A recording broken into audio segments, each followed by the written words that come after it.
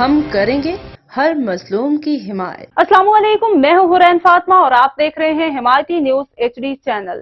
نظر ڈالتے ہیں آج کی اہم خبروں پر۔ کراچی تھانہ سعود آباد پولیس کا خفیہ اطلاع پر نقلی چھالیہ کے گودام پر چھاپا۔ کراچی جعلی نقلی چھاپا تیار کرنے والے 2 ملزمان قاضی عرفان اور عزیز الرحمان گرفتار ملزمان سے 65 لاکھ روپے مالیت کی جعلی نقلی چھالیہ برآمد کی۔ مشہور چھالیہ کا نام استعمال کر کے چھالیہ کی نقلی کاپی تیار کی جا رہی تھی۔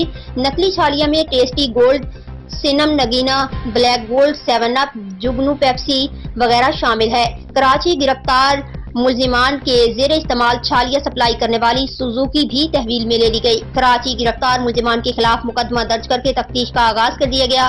ترجمان SSP کورنگی حاکم علی دل کی رپورٹ۔ مزید خبروں اور اپڈیٹس کے لیے دیکھتے رہیں حمایتی نیوز HD چینل۔